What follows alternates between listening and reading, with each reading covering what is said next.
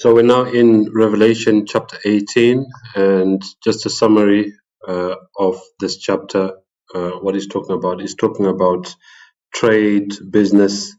So he talks a lot about the merchants and the things that they're involved in buying and selling, and how this trade, or how the merchants of the earth are making money because they are in bed spiritually with Babylon, and also mentions the inhabitants of the earth and how they are affected by all this. So verse 1 says, and after these things, the things that we read about in chapter 17, bearing in mind that there were no chapters when the Bible was written, okay? It says, I saw another angel come down from heaven, having great power, and the earth was lightened with his glory. And he cried mightily with a strong voice, saying, Babylon the Great is fallen. And now I've explained many times that Babylon is the papacy. Okay, there are two Babylons. That's why his name escapes me at the moment. But the man who wrote the two Babylons, he explained the two Babylons was about the literal geographic Babylon that used to be in the Middle East, of which the capital was kind of where we have Iraq nowadays. But there's also a second Babylon, which is spiritual Babylon, which took on the beliefs of the three previous empires. So that was Babylon, Middle Persia, and Greece. Okay, they took on the beliefs of those three previous empires. So this is the Babylon that's been spoken about here. It's the papacy. It says Babylon the Great is fallen, and is become the habitation of devils.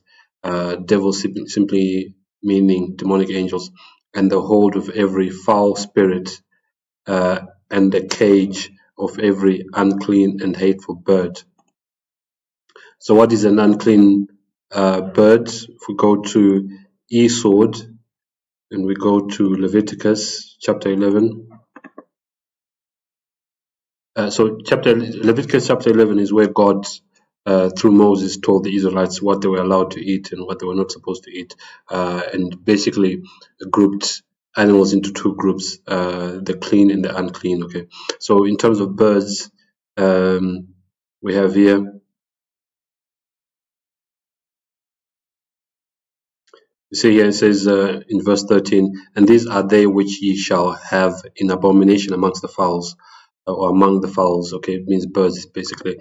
They shall not be eaten. They are an abomination, the eagle and the ossifrage and the osprey. You're not supposed to eat these, and the vulture and the kite after his kind, and every raven after his kind, and the owl and the night hawk and the cuckoo and the hawk after his kind, and the little owl and the cormorant and the great owl, and the swan and the pelican, and the gier eagle, and the stork and heron after her kind, and the lapwing and the bat. All fowls that creep, going upon all four, shall be an abomination unto you. Okay, so this is what this is referring to when it talks about unclean birds, but it then goes on to say every unclean and hateful bird. Okay, that's what it's referring to. Verse 3, for all nations have drunk of the wine of the wrath of her fornication. So here, all nations, not some nations. Now, as there are many people whose eyes are being opened to what's going on in the world, with regards to how a digital grid is being built in every single country, with some countries being obviously more advanced than others in implementing the slave system, of which things like flock cameras and facial recognition cameras, like what is happening in London right now, more recently, CBDCs and digital IDs, all these things being implemented are going to create a slave system. There are some who are trying to run away or get away from the system, and they're looking at which countries are more free, and that's not, I'm not necessarily criticizing that, but I'm just trying to show that here it says that all nations have drunk of the wine of the wrath of fornication. So all nations are involved in this agenda to bring about a new world order. There's no country that's going to escape the new world order, but there are some countries that are more advanced in their in implementing things that will bring about a new world order. Okay, and then of course the enslavement of every man, woman, and child in those countries. It says, and the kings of the earth have committed fornication with her. With who? With Babylon the Great. Okay, the kings of the earth have committed fornication with the royal families, and the merchants of the earth are waxed rich through the abundance of her delicacies. Okay, remember I said that Revelation 18 talks a lot about merchants. So this is the first mention of the merchants that we read here in verse 3. So the merchants of the earth are waxed rich. What does that mean? What does this word mean here? Let's look at it.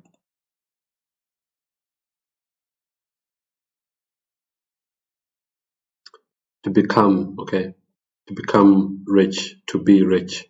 This word simply means to become rich. The merchants, and what are merchants? Tradesmen, merchants, those involved in business.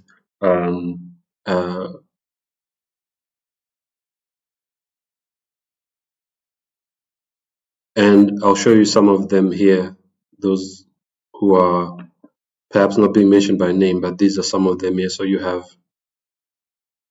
says here, Pope Francis meets with Cisco CEO Chuck Robbins, and then here with Pope Francis met with Mark Zuckerberg and his wife. Of course, Pope Francis is late now, but and then here Pope Francis meets with Aidan Gomez, CEO of, it's his co-founder of, it's an AI company basically. Pope Francis met with Apple CEO Tim Cook at the Vatican. And then here Pope meets head of Microsoft. Let me just see if there are others here that we've not already looked at.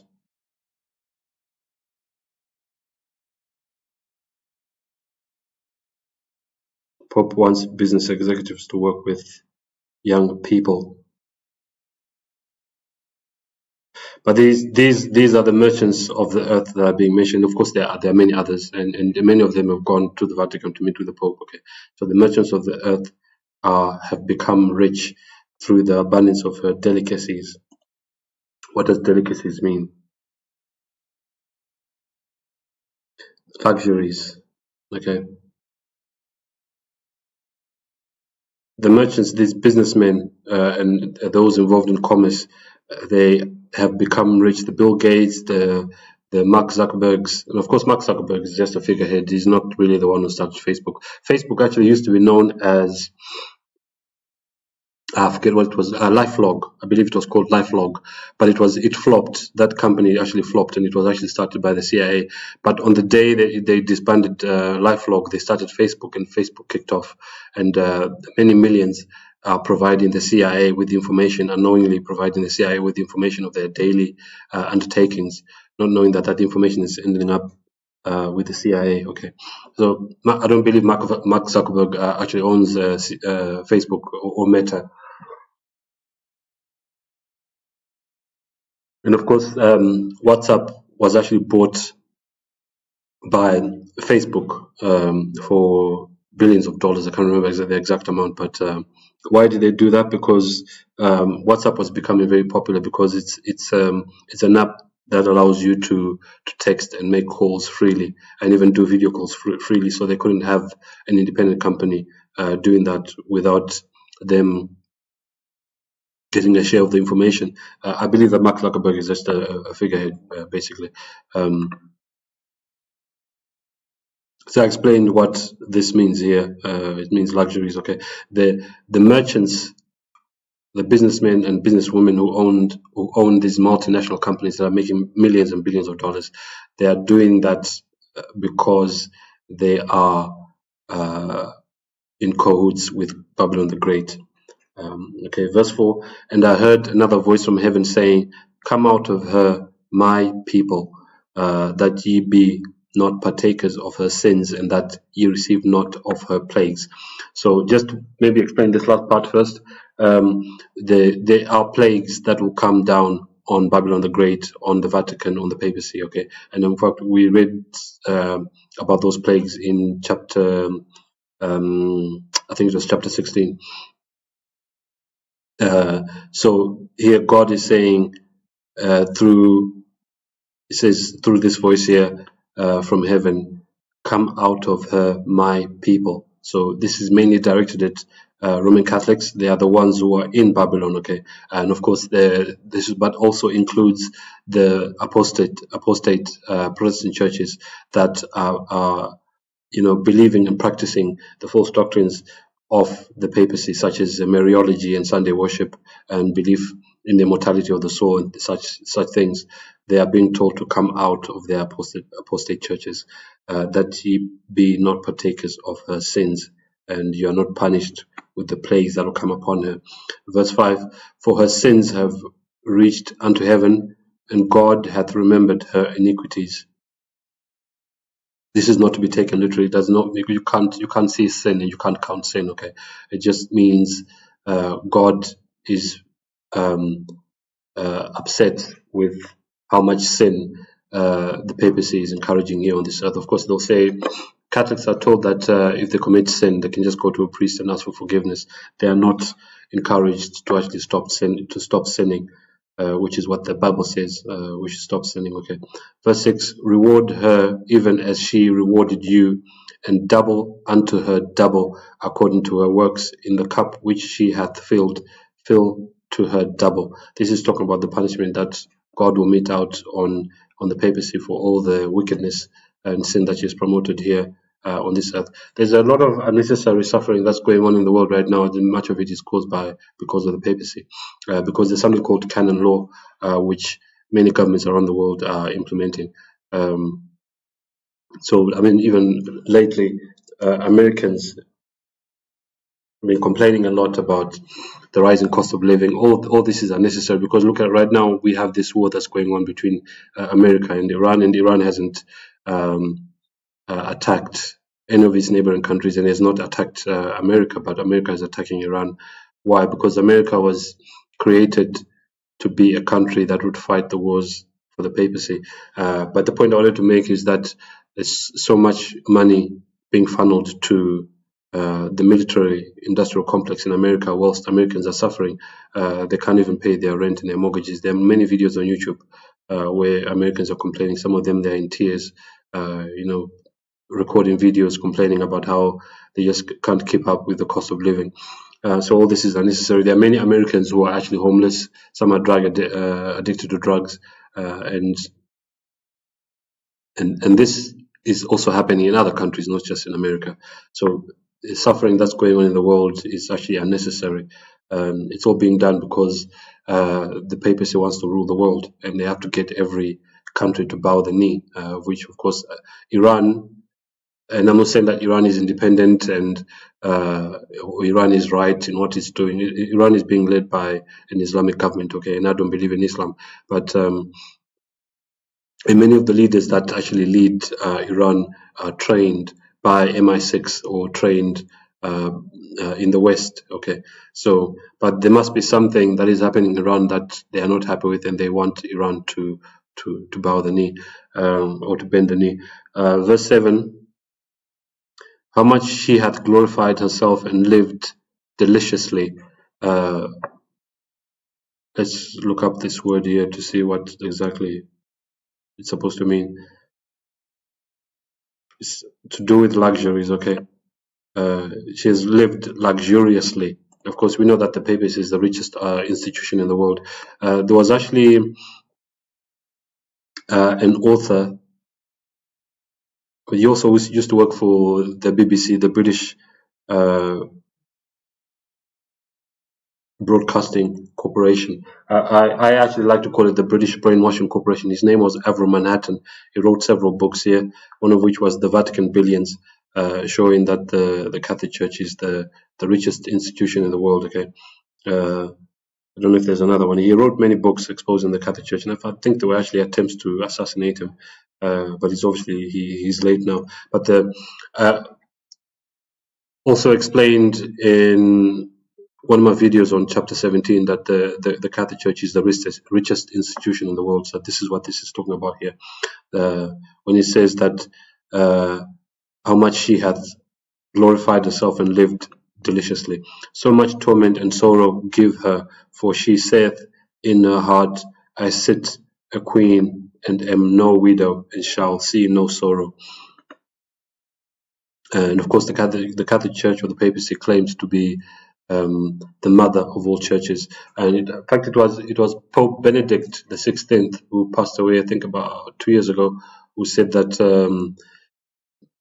Protestants are not supposed to call the Catholic Church her sister. The Catholic Church is not a sister to Protestant churches. She is the mother of all churches. This is kind of similar to what is being said here. Verse 8, therefore shall her plagues come in one day, death and mourning and famine, and she shall be utterly burnt with fire. For strong is the Lord God who judges her. And yeah, the Vatican is going to be burnt with fire.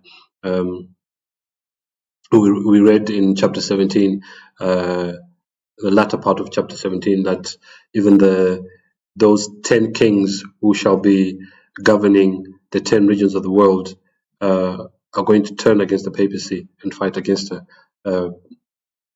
Why? Because God is going to put in them to do that. He's going to put in them the spirit that will lead them to fight against the papacy. Verse 9, when the kings of the earth who have committed fornication and lived deliciously with her shall bewail her and lament for her when they shall see the smoke of her burning. So the kings of the earth, the royal families, even have the Dutch royal family who actually own a company called Shell that's involved in drilling for oil and the selling of oil. They're making a lot of money from that. Okay, it says there they're committing fornication with Babylon the Great or the papacy. And of course, here when it talks about fornication, it's talking about spiritual fornication. It means they are working with the papacy and they are living deliciously. Remember, this just means luxuriously. Okay, they've got a lot of money, but they shall bewail her and lament for her. This is basically a repeat of what the word lament means, to mourn. Okay, so this is kind of repeated here. Bewail and lament is the same thing. For her when they shall see the smoke of her burning, they shall see Babylon the Great being destroyed by fire. Verse 10 is standing afar off of the fear of her torment, saying, alas, alas, that great city Babylon. You see here, great city is the Vatican. It's not Rio de Janeiro, it's the Vatican. That mighty city, for in 1 hour is thy judgment come. They will be in disbelief when they see the papacy or the Vatican being destroyed. Because in the minds of the royal families and those the richest families in the world, some say there are 13 rich families. There's an author called Fritz Springmeier who wrote a book called Bloodlines of the Illuminati.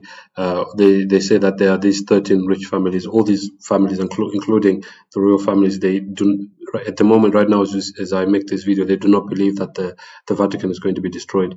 But when they see the Vatican being destroyed, it's like they'll be in disbelief and shock. Okay, this is what verse 9 and 10 are talking about. Yeah, so I hope everything makes sense that I've shared with you today. Any comments you want to make, you can put them in the comment section. Once again, thank you for watching the video, and I'll see you in the next one.